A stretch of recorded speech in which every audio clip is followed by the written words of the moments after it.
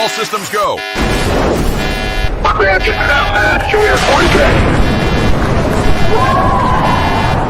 Houston, we have takeoff. You're listening to the Recovered Life Show, the show that helps people in recovery live their best recovered lives.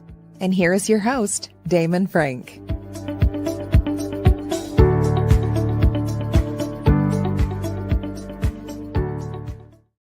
And welcome back to the Recovered Life Show. I am so glad that you are joining us today. We have a very special episode. I have a guest on today that has taken two paths, one of recovery and one healing in the mental health area. And this is something that's not talked about a lot. And I was so thrilled that he was able to join us today. I'd like to welcome you guys to the show, Cecil Gailey Jr. And Cecil is a professional peer support specialist and also with a lot of recovery under his belt, and also has suffered from addiction and schizophrenia simultaneously. And I'm so glad, Cecil, that you're on the show to kind of talk about this, because a lot of people struggle with this and they don't have answers. So thank you so much for coming on. Well, thanks for having me today. I appreciate it.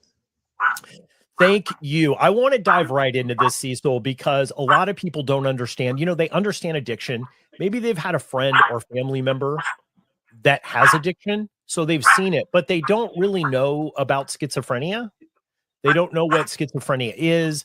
They don't know the signs and symptoms of it. And you have going through both these paths at the same time. Can you kind of describe to everybody, you know, what is schizophrenia? And, you know, a little bit about your story.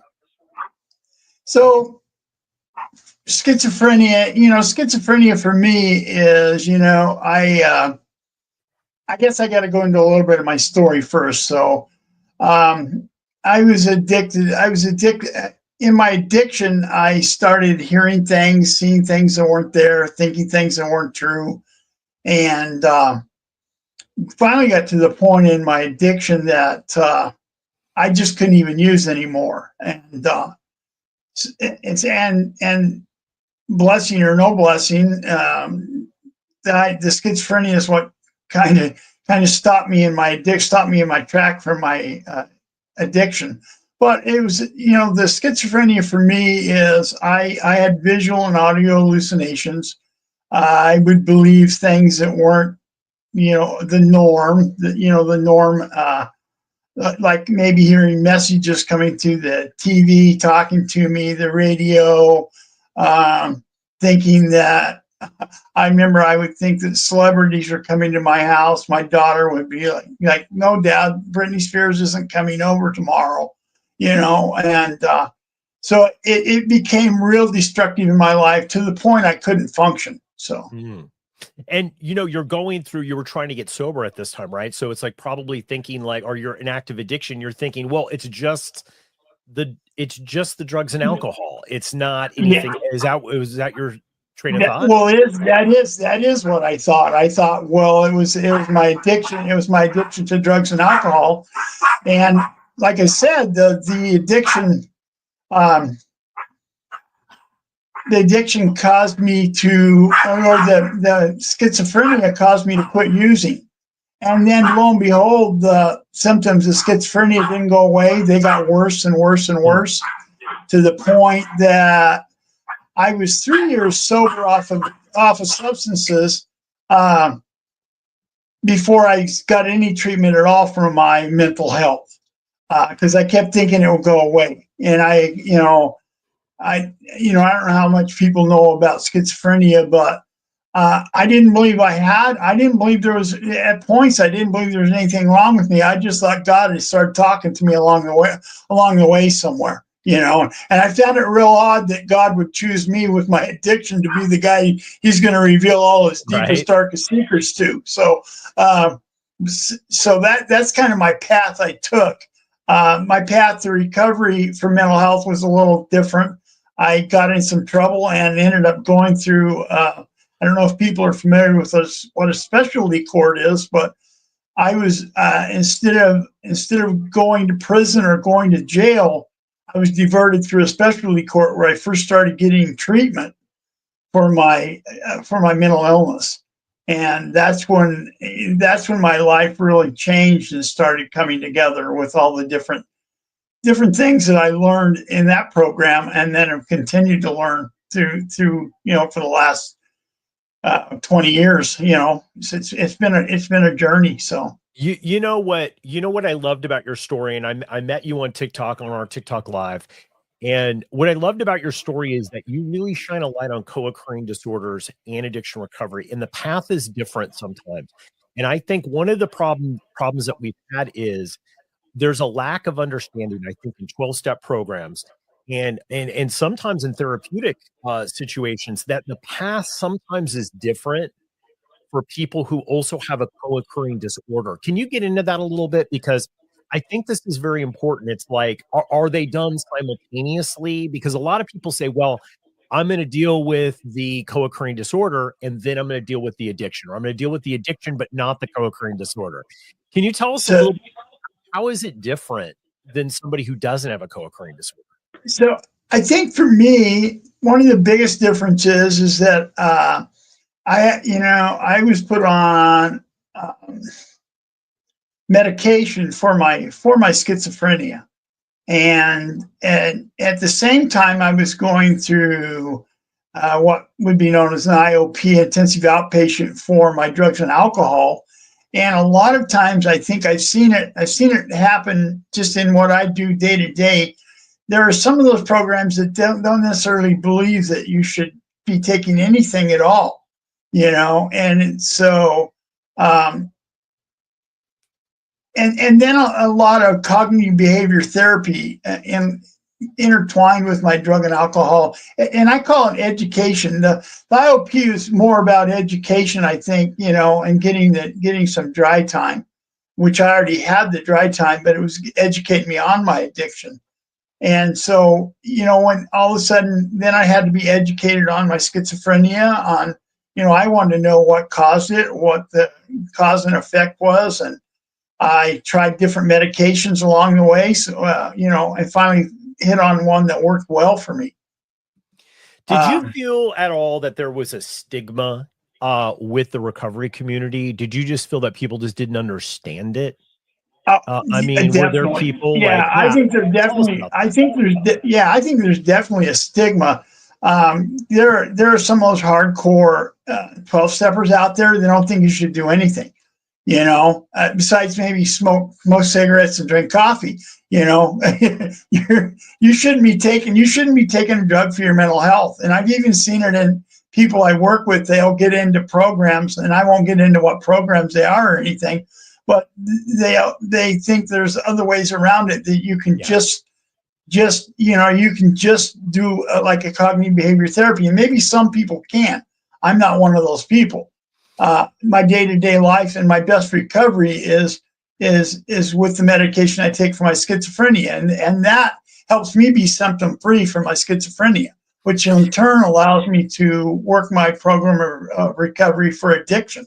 So. You know what? I love that you're shining a light on this, because there is, I have run into this in 12-step groups where, I remember back, years ago, I had ended up sponsoring somebody in a 12-step group that, had bipolar disorder.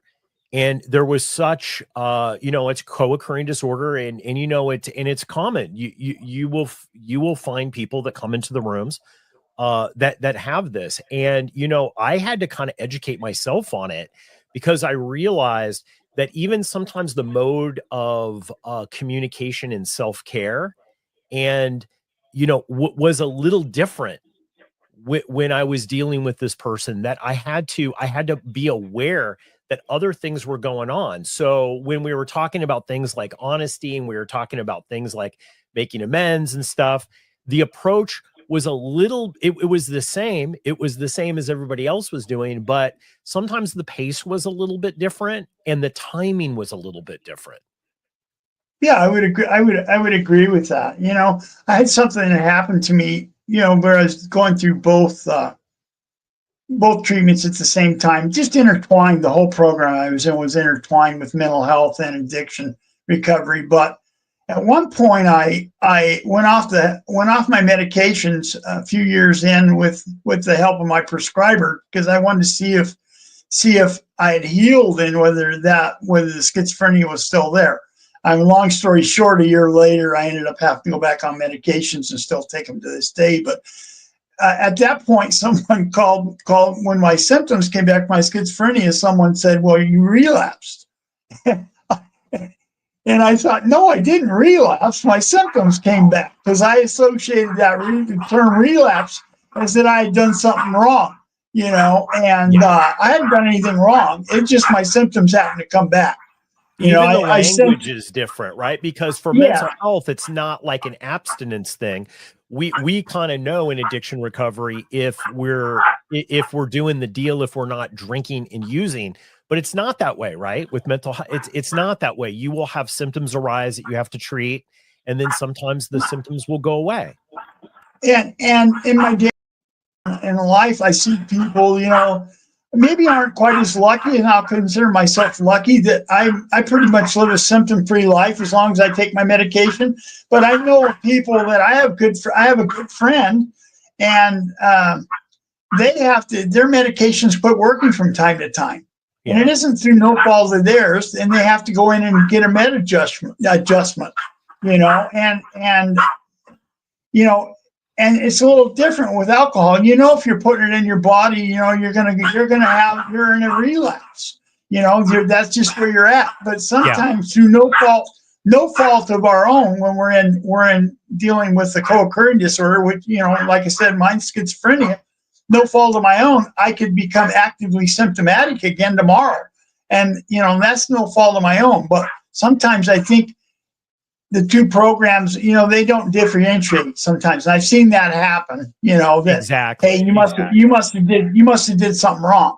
Well, and you didn't do anything wrong, and this is why I wanted to do this. Your dog is going crazy. Your dog is agreeing with you in the back. Because my dog's going crazy because I'm talking and I'm the only one in the house right now. And I'm sitting here thinking, I wish the dogs would not be, they're barking. I think someone's coming to get them. So guys, just for you joining us on the audio version of this, the dogs are also participating in this, and we're fine because we're big dog lovers at Recovered Life. When we come back, I want to talk a little bit more about this, about how you successfully use 12-step groups, how you successfully use personal achievement things and therapy or whatever that might be with your co-occurring disorder, like how that works. And I love that you tapped on, Cecil, that the language I think needs to change. And that's why I'm so glad that you're coming on here and talking about, like, the thing that you just shared about this person telling you relapse, that can have some serious ramifications for you in your addiction recovery if you believed that. And it's ridiculous. Like, and so I want to dive into about, like, how do you do it? How do you navigate? So if you're there and you have a co-occurring disorder, whether it is schizophrenia, bipolar disorder, BPD, any of the depression, any of this stuff, how do you navigate? We're going to really get into how you do it, Cecil, because you've done it for 2 decades very, very successfully. So after this break, we're going to come back and we're going to dive into that topic. Hold tight. Are you feeling the holiday pressure? It's no secret the holidays can be tough, but you don't have to go it alone. At Recovered Life, we've built a sober TikTok community where we come together to share our breakthroughs and breakdowns.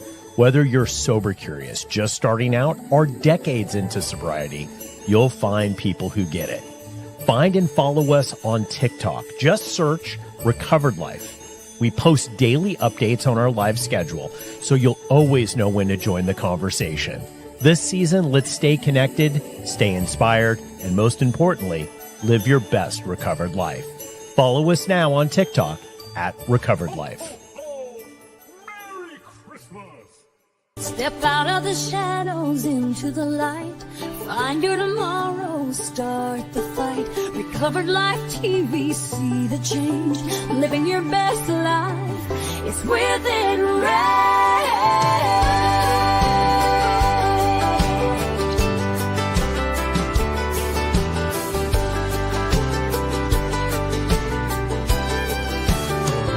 Visit recoveredlife.tv today. You're listening to the Recovered Life Show, the show that helps people in recovery live their best recovered lives. And we're back. I'm talking with Cecil Gailey Jr. He has been so kind to come on here. He is a professional peer support specialist and also has gone down the path of healing from addiction and schizophrenia. Let's dive into this. Cecil, because we were talking a little bit about how to use the 12-step groups, how to use therapy and things like that when you have a co-occurring disorder, because you might have people that are trying to help you, or you might have people that are telling you things that maybe don't fit in well with the other types of healing that you're doing from co-occurring disorders. How did you do that? Because you've done it for 20 years very successfully. So, for me, I did a lot of 12-step stuff before I ever got any real recovery. I do a little bit of it now, not much, because of the simple fact in what I do from day to day, it keeps me in the recovery realm. And plus I've done so much treatment on cognitive behavior therapy, which is when you go in and if you change the way you think about something, it changes the emotion that's related to it. But I can tell you this. I think it's more common to see people nowadays, if I go to a 12-step meeting, that have a co-occurring disorder than back in the early days. The early days, people didn't want to talk about it. You were another breed. You weren't. You almost weren't welcome at the meetings. If in the early days, if I had went, and I did 12 steps from the time I was a teenager up until just before, pretty active in it, up until just before I actually got clean. And if you disclosed in the early days you had schizophrenia or bipolar or something like that, you almost were shunned in a lot of ways. There was always going to be exceptions to that. There was going to be people that, understood, wanted to know more about it, or would come to you on the side and say, hey, I've got that going on too. And I think it's a lot more common than people want to give credit for. But 12-step was good for me. It's not active in my life right now, this day. I'm not an active member of any 12-step group, good or bad, either way. But I have, I live my life now. I'm trying to live off, to then enjoy and celebrate some of the fruits of my labor, Yes, and not get stuck in that spot. I try to give back, and like I said, occasionally I go, and usually it's to go with someone that I'm working with, or someone that maybe needs a hand, getting to a meeting or something like that. So, yeah, I mean, I think also working in recovery, you're seeing this so much. What do you think the biggest misconception is with people who are diagnosed? Because I think the panic probably of knowing that, like, we always call this with, Al-Anon and AA, they called them double winners, right? Like, you have to go to Al-Anon and AA, but some people now are triple winners, right? So they have a co-occurring disorder. They have all these things going on. What do can you talk about that fear? Because there's got to be a lot of like fear, especially if people get sober first and feel, all right, not that they totally have addiction recovery figured out, but they feel like, all right, I've just got my head above water now, and now I'm hit with this. It's like, forget about it. How am I going to recover? What would you tell those people? Well, it's possible, and it's more likely to happen that you'll get some type of recovery from mental illness than not. I think the biggest misconception is it's like a death sentence. If you're diagnosed with schizophrenia, I think back in the day, and maybe even to some aspect today, that people look at that as a death sentence, and your life's never going to get any better, and you're going to be stuck there. That's not true.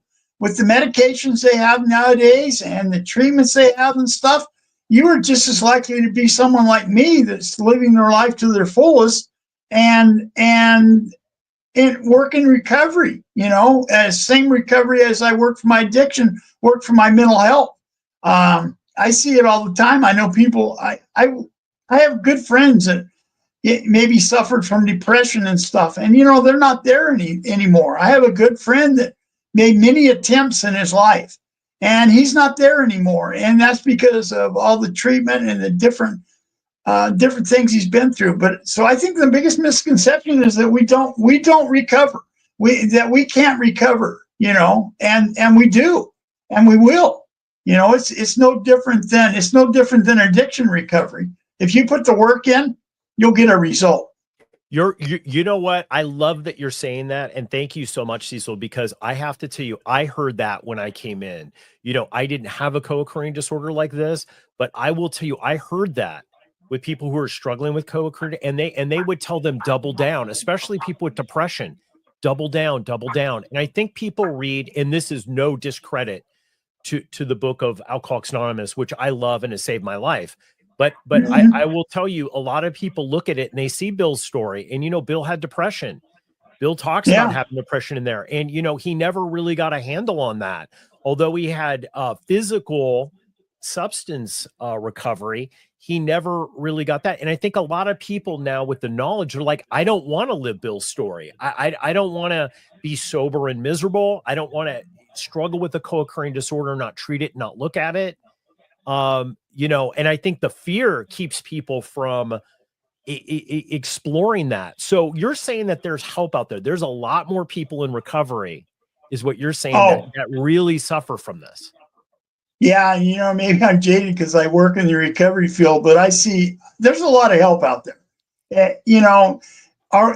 As a person, I think is a person going to always ask for it, or are they ready for it? No, but I think once you are ready for it, there's no lack of people willing to help you, and that goes for addiction, and that goes for mental illness too. I see it every day. So, absolutely. In closing here, what would be the message, Cecil, for somebody who is suffering from this and just totally freaked out right now? Like they might have just gotten a diagnosis that they just did not know. They just did not know they were going to get this, or they are just starting to piece together. And look, Cecil and I are not doctors, so you're going out and doing that. You have to consult the professional people who can do that.